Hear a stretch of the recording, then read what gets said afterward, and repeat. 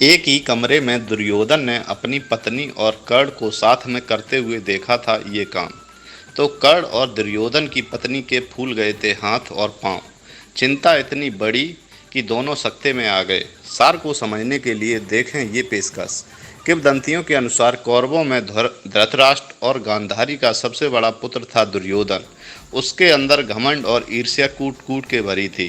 सिर्फ सत्ता नहीं बल्कि हर चीज पर उसे अपना ही अधिकार लगता था। ऐसा ही एक अधिकार उसने जमाया था काम्बोज के राज चंद्रवर्मा की बेटी भानुमति पर। भानुमति एक तेज तर्रार और सुंदर राजकुमारी थी। जब उसके विवाह का समय हुआ तो राजा ने एक स्वयंवर रचाया। जब भानुमति दुर्योधन के सामने आई तो माला नहीं पहनाया और आगे बढ़ गई। इस पर दुर्योधन को बहुत बुरा लगा और उसने भानुमति का हाथ पकड़ा और खुद माला पहन ली। ऐसा होता देख वहां सभी के हाथों में तलवार आ गई। दुर्योधन ने कहा कि अगर उन्हें युद्ध करना है तो पहले कर्ण से युद्ध करना होगा। कर्ण ने एक ही बार में सभी राजाओं को हरा दिया। एक बार भानुमति अपने कमरे में कर्ण के साथ शतरंज का खेल खेल रही थी। इसमें कर्ण की जीत हो रही थी। यह खेल चल ही रहा था कि भानुमति को किसी के आने की आहट हुई। उसने देखा कि दुर्योधन कमरे की ओर बढ़ा जा रहा है। वह तुरंत उठ खड़ी हुई। कर्ण कमरे की तरफ पीठ करके बैठा था।